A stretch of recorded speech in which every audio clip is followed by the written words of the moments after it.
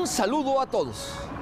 Iniciamos un programa para conocer de cerca la vida del nuevo Reino de León, de nuestro actual estado de Nuevo León, en el siglo XVII. De 1610 a la muerte de don Diego de Montemayor, fundador de Monterrey, hasta 1670.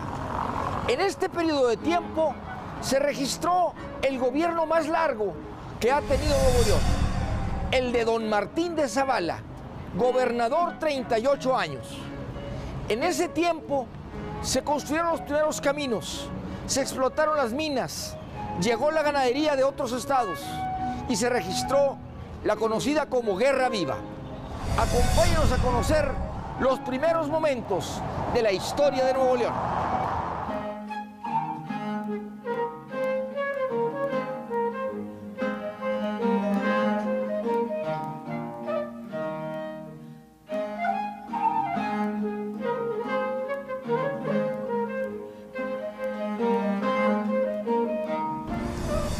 Diego de Montemayor fundó Monterrey el 20 de septiembre de 1596. Muere unos años más tarde, de más de 80 años de edad, en el año de 1611.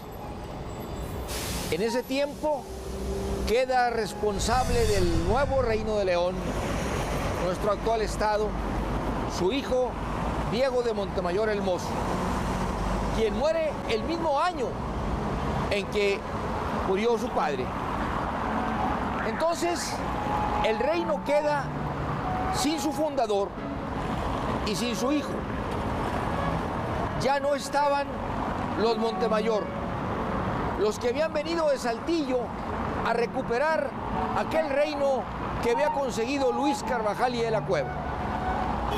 Toda esa época fue de pobreza y de grandes inundaciones. En esos años, 1612, se registra la inundación más fuerte de toda la historia del estado. Toda la población que quedaba se tuvo que venir aquí, a la parte más alta, en lo que actualmente es la Plaza Zaragoza. Este nuevo lugar fue a partir de ese año, 1612, el año de la gran inundación, el momento de un nuevo capítulo, la consolidación de este nuevo reino. Seguir aquí cuando los fundadores murieron, seguir aquí a pesar de la gran pobreza que se registraba. Un lugar lejano a todo y con la necesidad de hacerlo todo.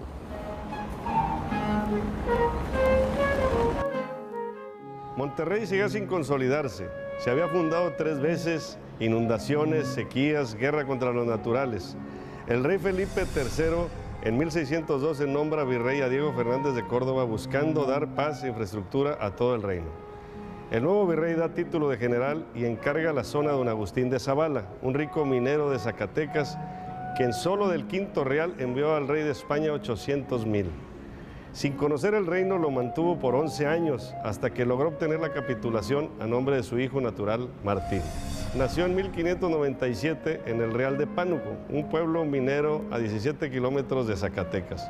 Desde muy pequeño su padre lo mandó a España a educarse. Aprovechando la fortuna de su familia, pasó la mitad de su vida en Europa, en su casa de Vizcaya, en Flandes, Italia, y estudiando jurisprudencia en la Universidad de Salamanca.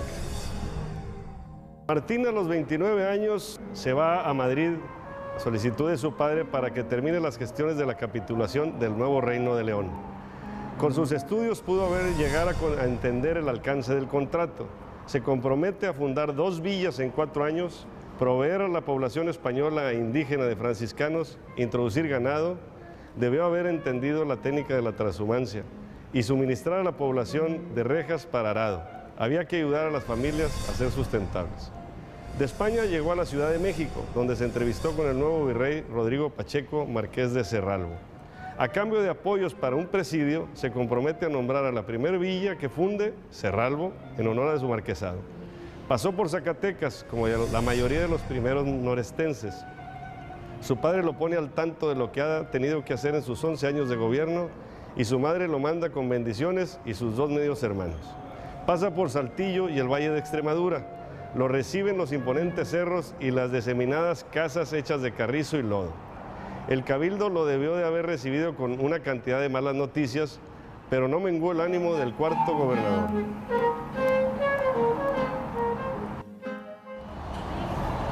Había mucho que hacer para poder conservar estas tierras en paz, porque lo que buscaban los conquistadores eran minerales, los que no se hallaron por muchos años. Entonces hubo que trabajar estas tierras y no era tan próspero al principio todo esto. Era el deseo, por un lado, de evangelizar y por el otro, de llevarse las riquezas. Entonces, en 1635 sucede lo que no estaba anotado. La ganadería que venía de otros lados del país pastaba y pasaba por las tierras de Nuevo León. Era la ganadería trashumante, ovejas que pasaban y que quedaban aquí por un tiempo y luego regresaban a su sitio. Quedaba la lana, sus productos, y aquí se hace tierra ganadera. Así, el nuevo Reino de León encontró otros tipos de prosperidad: el auge de la ganadería, el trabajo de las pieles, las tenerías, otro tipo de beneficios que después se combinó con el trabajo de la tierra y el cultivo del maíz, la caña y el frijol.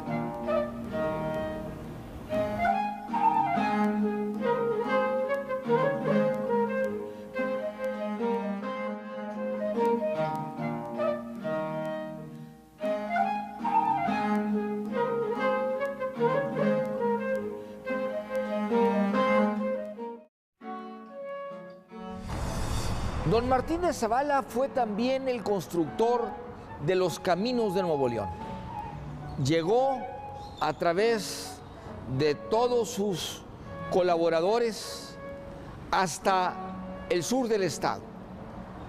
Descubrió y fundó villas en lo que es hoy Galeana, Zaragoza, Arramberri, cruzó el Río Blanco, Purificación, y llegó hasta Matehuala también, por el lado del noroeste. O sea que los actuales límites del mapa de Nuevo León fueron descubiertos y fijados en los tiempos de Martín de Zavala. Ahí está la verdadera labor del gobernante, de ir a integrar más tierras, más recursos, más personas, para que vivieran en un ambiente positivo, a pesar de todas las vicisitudes que en ese momento se registraban. En plena conquista, guerra y dificultades, Martín de Zavala encabezó la historia de Nuevo León durante 38 años para consolidar lo que lograron los fundadores de estas tierras. Con el compromiso de fundar 2 villas en 4 años y viendo los esfuerzos que requería para que la ciudad metropolitana de Monterrey fuera una villa estable, decidió refundarla con el nombre de Villa de Cerralbo. Sus gobernados se opusieron y sus quejas fueron a dar al virrey, quien a los 2 años ordenó que se le regresara el nombre y título a la capital del nuevo reino. Apechugó el gobernador y reconoció las mercedes de tierra, agua e indios que 30 años antes había repartido don Diego de Montemayor. Decidió fundar Cerralbo en las antiguas minas de San Gregorio, la que fuera León, capital del reino en tiempos de Carvajal. Había un asentamiento con algunas familias, les instaló un presidio, después un convento. Por más de 20 años les dio bastimento y ordenó un sinfín de persecuciones a los indios bárbaros por la Sierra de Picachos. Ya se le había pasado los 4 años, ya le habían cambiado al virrey. A los 12 años de gobierno, en 1638, funda la villa de San Juan Bautista de Cadereyta por el marquesado del virrey en turno Lope Díaz de Aux. Esto lo hizo con la ayuda de generales venidos de la Nueva España a solicitud de los ganaderos que ya estaban mandando sus ovejas a pastar en los veranos en el Valle del Pilón. Al principio se asentó la villa en la unión de los ríos Santa Caterina y San Juan, abarcando al poniente hasta el puerto de Tampico.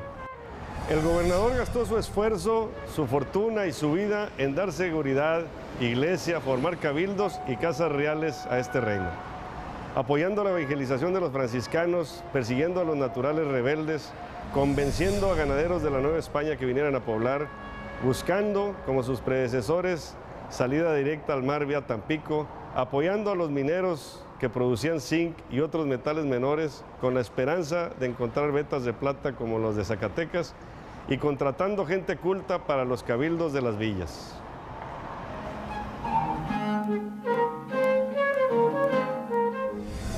El primer palacio de gobierno, la primera casa de un gobernador, la construye Martín de Zavala aquí, en este lugar, en el año de 1634, hace casi 400 años. Una modesta casa de sillar que fue construida con sus propios recursos, que los puso para asentar lo que sería la capital del reino por mucho tiempo. Muchos años después, en 1853, se construiría este Palacio Municipal Antiguo, que así ya le llamamos, y que sería el recuerdo de cómo llegaban los hombres de poder, los políticos, a Nuevo León.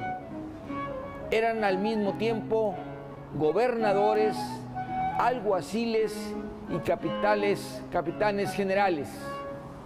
Mandaban al ejército, pero también eran los jefes de las cárceles, los justicias mayores y los encargados de proveer lo necesario para el Reino de León, hoy Nuevo León.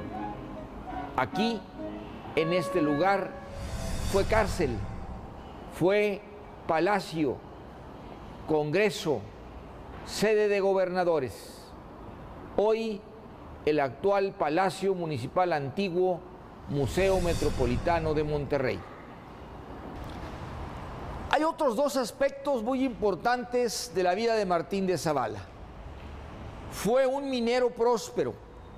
Logró que durante todo ese tiempo en Nuevo León se explotaran minas y además que se descubriera una zona que producía sal, que hoy conocemos como los municipios del Valle de las Salinas.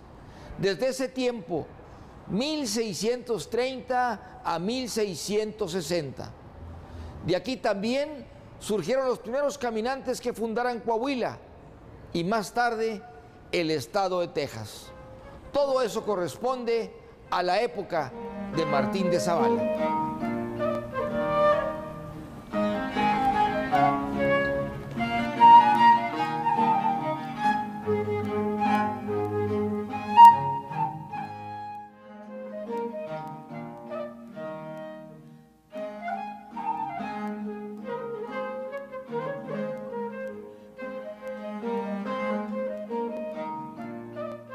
Esta es la calle Martín de Zavala. El homenaje que los regiomontanos le dan con este espacio a ese gran colonizador, constructor, creador de empresas nuevas para Nuevo León desde el siglo XVII. Esta calle viene de la calzada Madero y se prolonga hasta Hidalgo. Son 17 cuadras. Quedaba exactamente a la entrada de la ciudad hace muchos años. Y desde los años 30 se conoce como la entrada a la parte del primer cuadro de la ciudad. Se han prolongado por aquí generaciones, grupos de regiomontanos que han leído ese nombre, a veces sin saber que este personaje tiene tanto para nosotros como el habernos quedado aquí con ese espíritu de prosperidad, de emprender, de crear y de seguir empresas nuevas. Así lo hizo Martín de Zavala, así se recuerda en su calle, un Monterrey de trabajo, de logros, de grandes transformaciones. Martín de Zavala cumplió en su tiempo. Ahora este tiempo recuerda y continúa el ejemplo de su nombre en estos tiempos.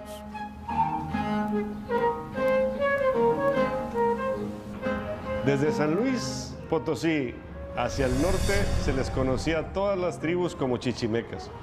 Los primeros responsables de la evangelización de esta zona fueron los frailes mendicantes de la Orden de San Francisco, austeros en su forma de vivir y en sus construcciones, enseñando con el ejemplo la vida en Cristo.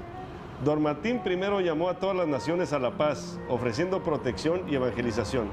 Poco a poco fue endureciendo su corazón y se enfrentó a algunas naciones rebeldes y a sus caciques, haciéndoles la guerra justa, que así se le llamó, apoyado por franciscanos de San Luis, del Charcas y de Matehuala.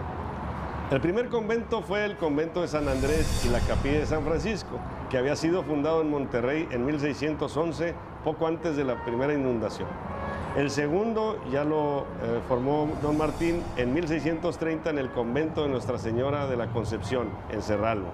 Y el tercero fue el de San Lorenzo, en la villa de San Juan Bautista de Cadereyta, en 1640. Hay dos anécdotas que nos dibujan muy bien esa época de evangelización. Uno de los franciscanos que llegaron en 1632, Fray Francisco de Rivera, al llegar exclamó: "Les encargo la conciencia de quienes maltratan hacia los indios y los llevan en collarines a las minas". Tiempo después, ya más enterado de la realidad y después de haber conocido ataques de indios a poblaciones enteras en la tierra de Guerra Viva, expresó: "El que no quiera creer, que venga". La segunda fue cuando el general Francisco Sánchez de Zamora, uno de los incansables de don Martín de Zavala, fundador de lo que hoy es Galeana, acudió ahí avisado de la muerte del religioso encargado de esa misión. Al llegar y ver la forma en que los indios le lloraban al franciscano, en lugar de consolarlos, se puso a llorar con ellos. El nombre y la personalidad de Martín de Zavala nos viene de otras tierras. Era croyo, venido de Zacatecas, nacido en México, en la Nueva España, pero toda su vida productiva, desde joven, la hizo aquí. Esto nos demuestra cómo la grandeza de Nuevo León se ha forjado por personas y saberes que nos vienen de lejos. Él había sido formado en Salamanca, España, y había sido educado por mineros de Zacatecas. Y así entonces, esa personalidad que se nutrió de distintos lugares, trajo su conocimiento aquí. Y fue aquí, con esos nuevos enfoques, como se construyeron muchas cosas en Nuevo León, que fueron pioneras y que después se multiplicaron. Así, la grandeza del Estado se debe a esos viajeros, a esos hombres que de todo el mundo han traído su contribución específica a Nuevo León. Debemos entenderlo y así ir nosotros a otros lados para también llevar la grandeza de nuestro Estado y seguir creando trabajo, prosperidad y más grandeza. Así llegamos al final. Agradecemos mucho su compañía y su preferencia. Esperamos contar con ella también la próxima semana. En la producción, Pati Acosta, Alberto Hidrogo en la cámara, Gerardo Albizu y Mario Treviño en la postproducción. León Regio se despide transmitiéndoles, difundan el orgullo de ser de Nuevo León. Por hoy es suficiente.